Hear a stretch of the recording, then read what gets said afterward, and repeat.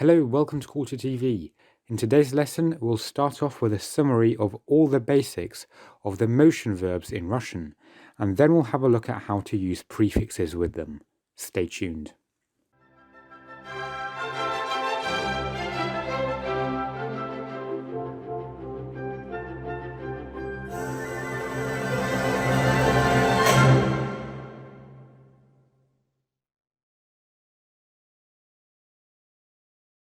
So this is lesson 48 of our online program, Let's Speak Russian. Warning, this video contains a lot of grammar. Yes, I should really give you this caution because today's lesson will be very grammar heavy. But please don't worry, just take your time, be patient. You can rewatch this video, pause it as many times as you need, give yourself some time to think, rewind some bits here and there, and just take this as slowly as you need. You don't have to go through it all in one go. You can split this over a few days, that's perfectly fine. The good thing is, though, we will start off with a recap of all the content of lessons 27 and 28. The new part, which is about prefixes, will come in the second half of today's lesson. If you are completely new to our channel, then I do recommend that you watch lessons 27 and 28 if you have no idea about motion verbs.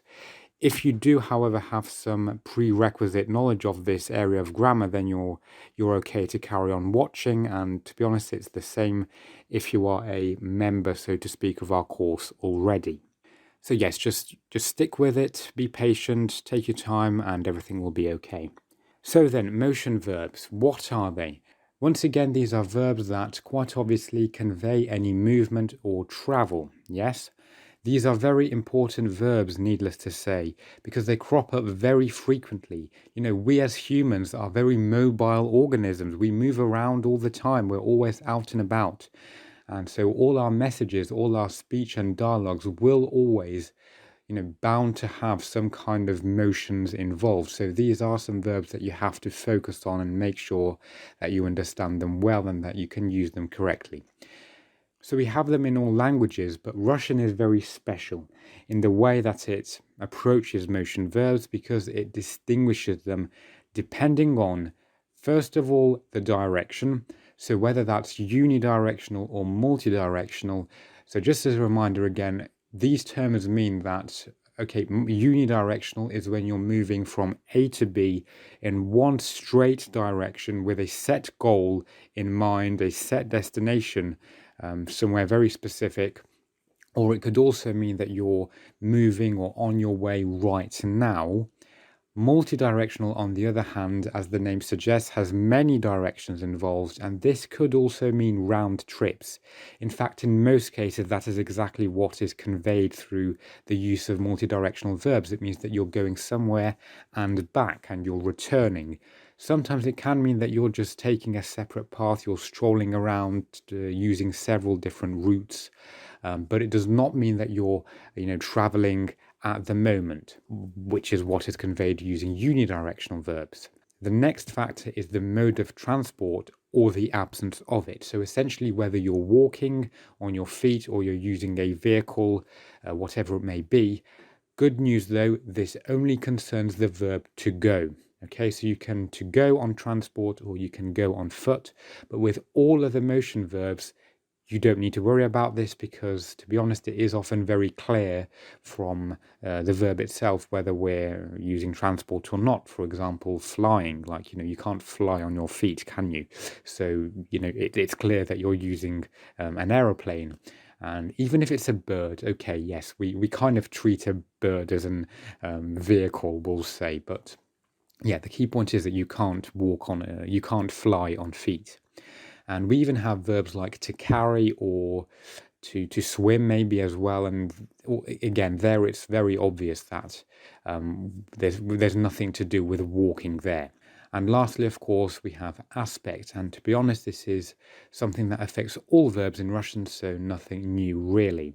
So just to summarize what happens to the verb to go, remember there are 8 translations of this verb into Russian.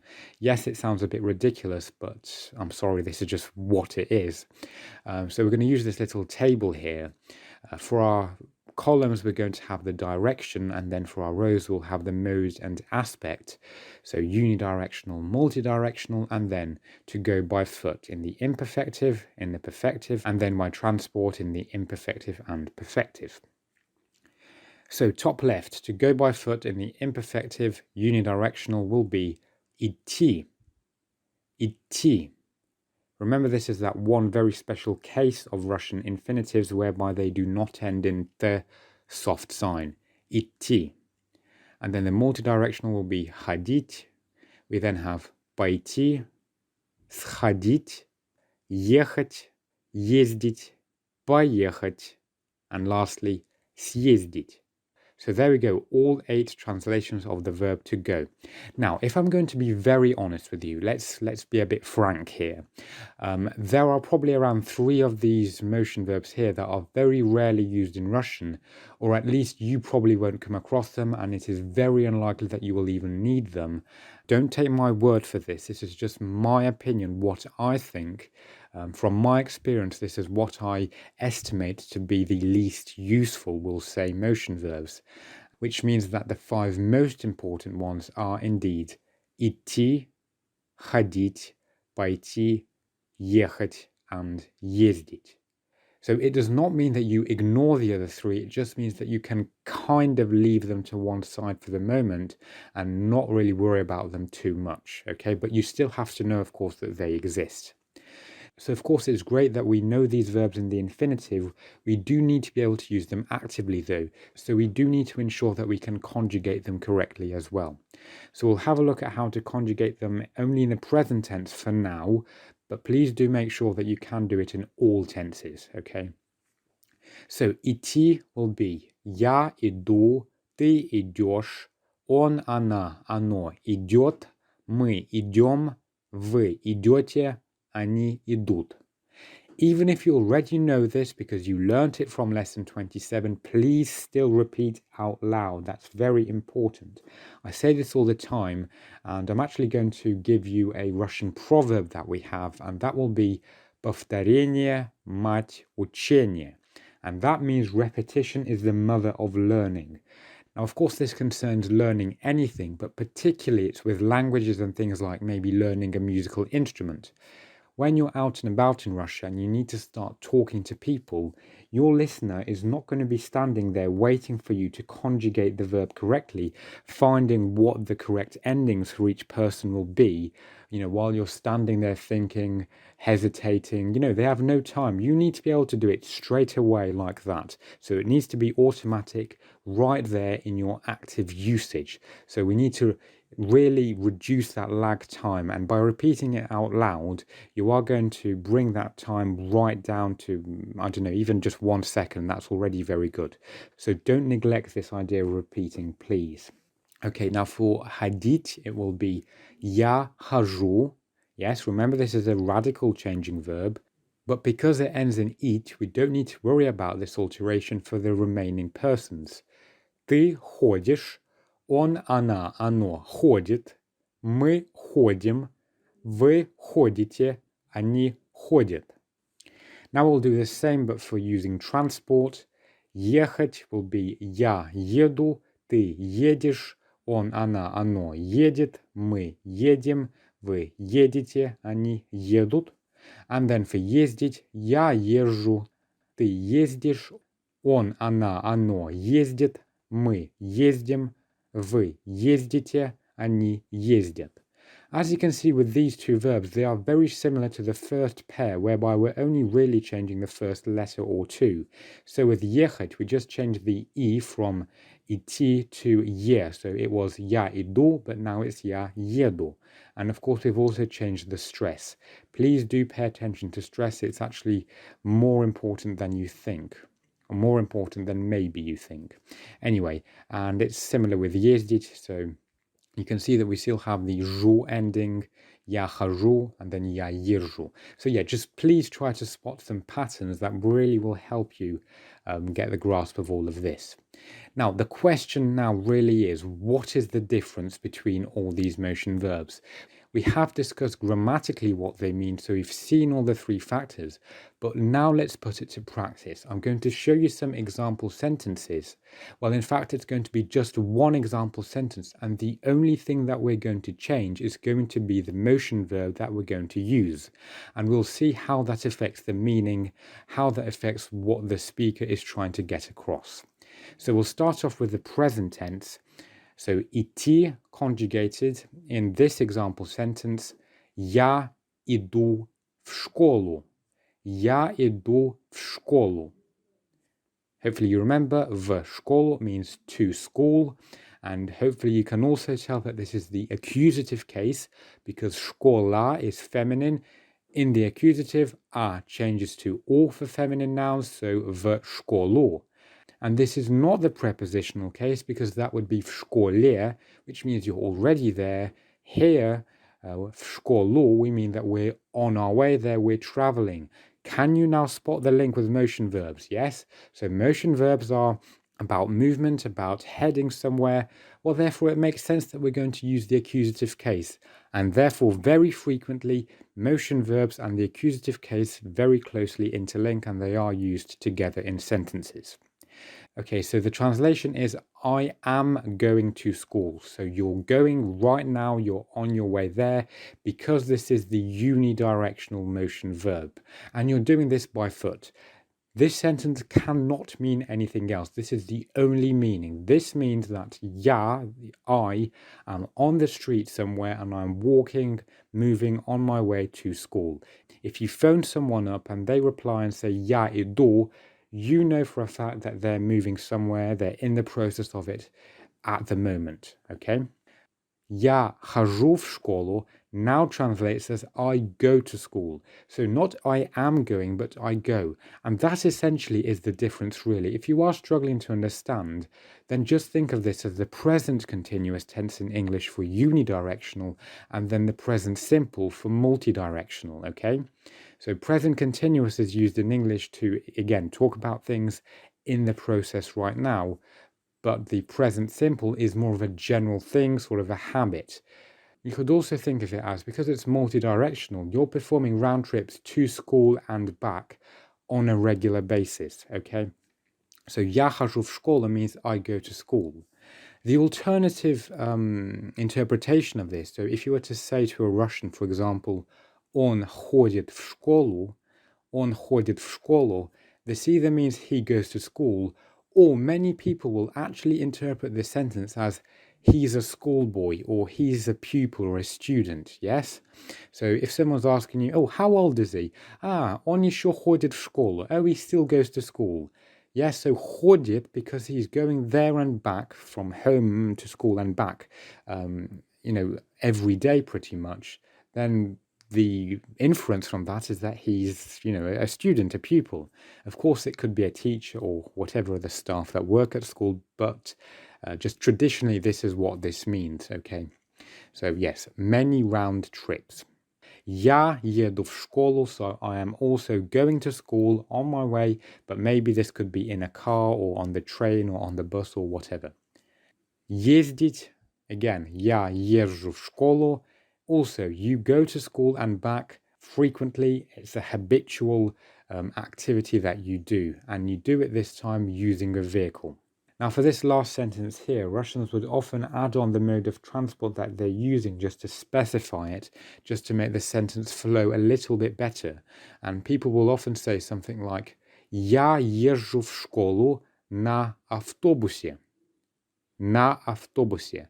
On the bus. So this is the prepositional case, yes? So I take the bus to school. So people are talking about not necessarily their habit, but you know what I mean. This regularity. How do you usually get to school? Question. Я езжу в школу на автобусе. So as a rule, what I usually do is I will take the bus to get to school. That is why we're using ездить. And we can do the same with the verb ходить, whereby we can say он ходит в школу пешком. Пешком is a set phrase and it means on foot or by foot or walking. And that just reinforces that he's walking to school, and we're actually making it clear that we're not just saying he's a school student. Here we're actually specifying that, okay, the way he gets to school is by foot, okay? Okay, now let's do everything in the imperfect past tense. Идти will be я шел в школу, okay? Now please remember that this is only for masculine. If you're female, then you would say я шла. If you're using this with plural pronouns like вы or они or мы, you would say what? Yes, мы шли, вы шли, они шли в школу, yes? Or wherever it may be, на работу, в магазин, yes? You already know these phrases. So this means I was going to school. So at the time, the period of time, that moment that the speaker is referring to, that moment in the past that the dialogue is about, at that specific moment, yeah, I was moving, I was walking on my way to school, okay? It is exactly the same as the past continuous tense in English, okay? So often in English we say, while X and Y was happening, I was doing this. Same in Russian. While, I don't know, you were sleeping, я шел в школу. That's why we use it. Ходить, я ходил в школу. This time, because it's multi-directional, this actually means I used to go to school. Okay, hopefully you can spot why. So in the past, I made several of these round trips or regular journeys to school and back. So this, in other words, means I was a student. I used to be a student, and this is true for all adults. You all went to school, well, presumably in the past. So therefore you can say this, я ходил or я ходила в школу, and that is correct. Then ехать, я ехал в школу, same idea as the first time. Meaning is 100% the same, apart from the fact that you're using a car or bus or tram or whatever it may be. And ездить, я ездил в школу. This is quite a strange sentence. People would probably not use this alone like this. This, of course, also means I used to go to school using transport. But yeah, it just, again, talks about a thing that you used to do in the past. And here you're really just specifying that when I was a child, the way that I got to school was using a car or bus or whatever. So maybe people would say a sentence like this. Раньше я ездил в школу на трамвае, но сейчас я хожу в школу пешком. Раньше я ездил в школу на трамвае, но сейчас я хожу в школу пешком. What does this mean? Previously or in the past, I used to take the tram to school, but now I walk there. Yes? На трамвае, I hope you managed to guess that, on the tram, okay? This is the prepositional declension. And now we're just going to have a look at the perfect past tense as well. Now you tell me what's going to change this time.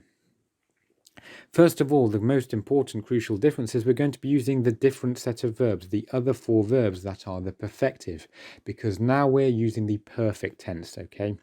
So we're going to have войти. In the past, that will be я пошел в школу. This means I went to school. So in other words, this is a completed action that has already taken place. So I went to school, so maybe I had left to go to school, or, you know, we're specifying only one set event in the past. I went to school at 6 years old. So I started going to school. That's it. You initiated that event. It happened once only and it got completed. The idea of you starting your educational career at 6 years old. Я пошел в школу. Done. That's it. Заходить would be я сходил в школу. And this now means, very careful now, I went to school and I came back. So because it's multidirectional and we're talking about the past, that means that you made the trip there and you made it back. Okay. Now, of course, we did say that multidirectional can sometimes also mean that you're taking several routes, you're strolling around. I have to say that is quite rare. Usually, in the majority of cases, we are, in fact, indeed talking about round trips. So this idea of returning. So я сходил в школу means that maybe, I don't know, yesterday you quickly went over to school and came back, okay? And very often this is exactly what the verb schodить conveys. It's this notion of doing something quickly, popping over somewhere. We even say this in English, look. I'm just going to quickly pop over to the chemist, the shop, the butcher's, whatever. It's a quick thing that you're going to do, a nice fast trip. You're just going to quickly get something and come back. You're not going to spend a lot of time there. So you've made this trip there and back. And this is what people use in Russian. If you remember from lesson 32, the adverb быстро, well, быстро is very, very often used with сходить. Я быстро схожу, or maybe я быстро сходил, yes? That kind of idea. And then поехать, same idea as the previous two, this time it's just the vehicle involved. Я поехал в школу, and then съездить, я съездил в школу. So I went there and I came back, usually quickly. Okay, and now lastly, let's have a look at the simple future tense. Пойти, so that will be я пойду в школу. This means I will go to school. So because we're using the simple future tense, we're not adding on any буду, будешь, будет, and so on. We're saying I will do this. We are going to complete this.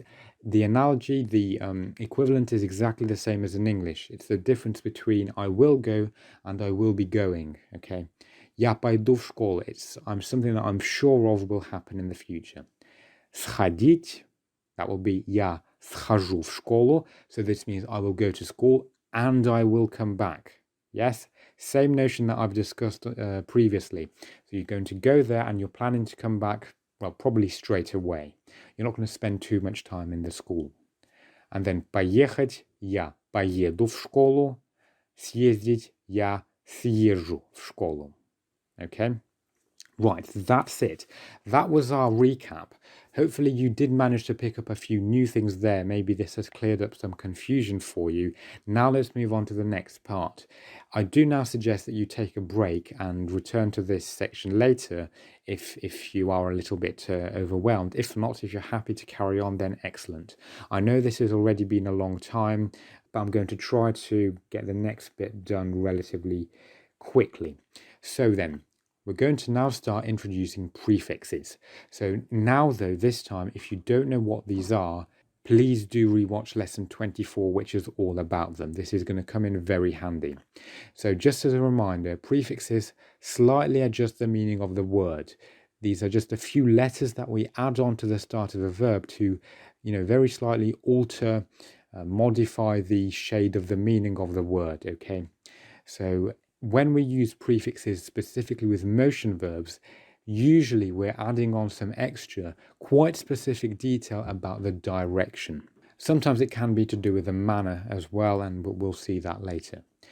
So remember that adding prefixes to a verb automatically changes them to perfective, so keep that in mind.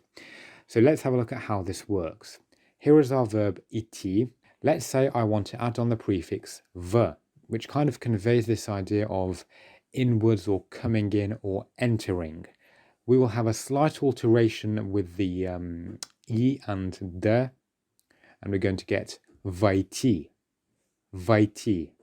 And this verb means to enter, okay? New piece of vocab for you, войти, to enter. This is going to be in the perfective, as we've just said. Now remember, as we said in lesson 24, with normal verbs, all we do to convert this back into the imperfective is we use a suffix, usually something like uv. But this isn't really going to work here, is it? So what we actually do is we use the multidirectional form of the verb, and we will get the verb входить, входить, which means to enter and is now the imperfective version of войти. You're probably now asking me, well, how do we differentiate between unidirectional and multidirectional? Well, good news for you. Now that we've added the prefix, we've kind of already made it somewhat clearer as to what exactly is happening. And essentially, this idea of direction just completely gets ignored. That's it. It's gone. It's disappeared. We don't need to worry about it now. So yeah, there we go. You can kind of ignore direction from now on when we have prefixed motion verbs.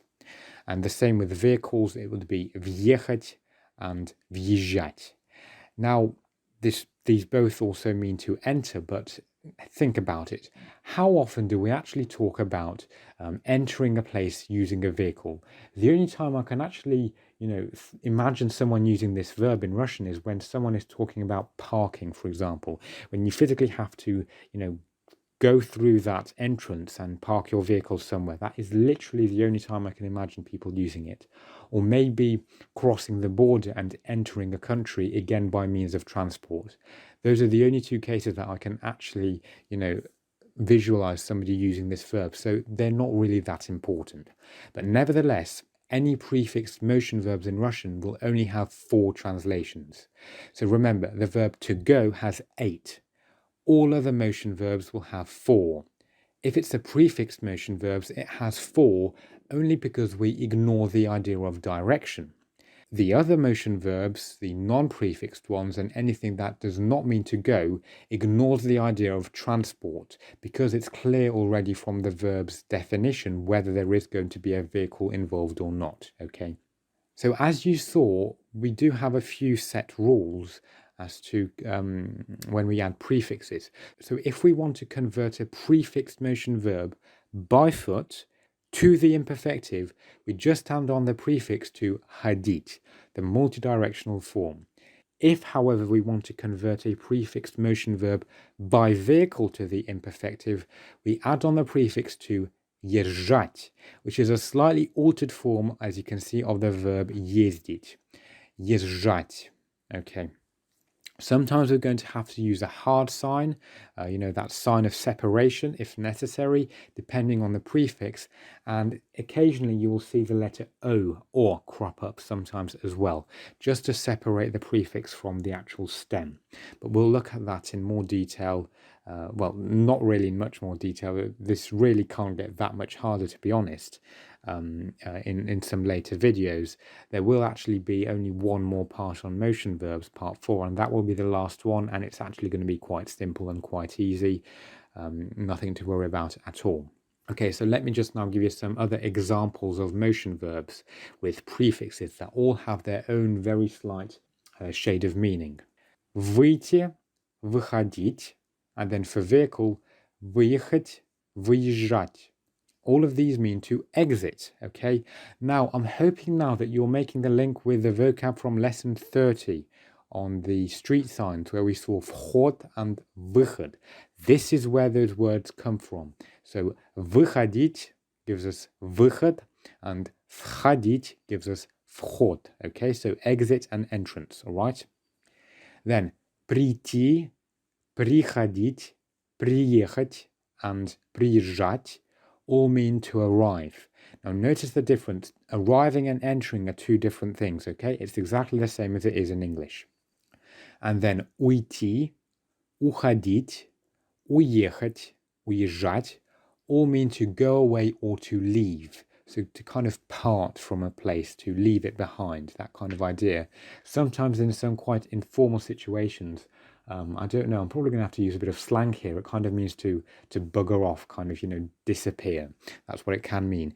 If you also use the imperative to and say to someone, go away, like, leave the room, you will say, or you will use уходить or уезжать if they're using their car, for example.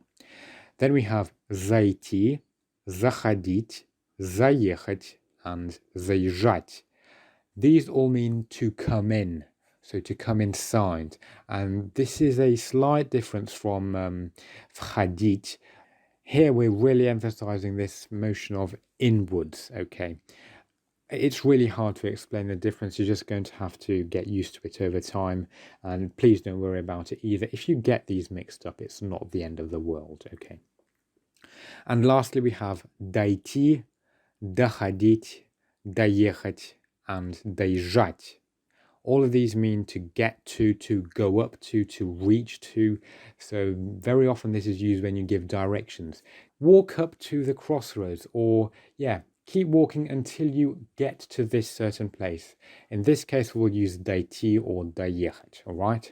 Now, as you can see, as we've said already, each prefix has its own sort of notion, its own definition by itself. However, it's not set, it's not concrete. For different verbs, the prefix added can change the meaning in different ways, okay? And you shouldn't remember a prefix as having only one set effect on that verb. Very often it's the same. Very often the idea is very similar and alike, but sometimes, you can just use prefixes to guess what a new verb to use, some new vocab to you will mean. You can use your common sense then, but not always can you guess it completely right, okay? So for homework, please, could you just try conjugating these verbs here? Do a bit of research, see what other prefix motion verbs you can find and look at their meaning, and start getting yourself used to all these prefix verbs with other normal verbs as well, not just motion verbs, and just keep practicing and going over everything that we've seen. Motion verbs are a very key topic in Russian grammar, okay? So that is now the end of the lesson. Congratulations. If you have now got up to here, you're listening to me right now and you understand everything that we've done, then you know what? Very well done. Give yourself a pat of the back. You now deserve a well-earned break. So yes, go do that. If you have any other questions, as always, comments, email, all our social media and things like that, all below in the description. So yes, thank you very much for your attention. Thank you very much for your hard work. See you next time. All the very best. Goodbye.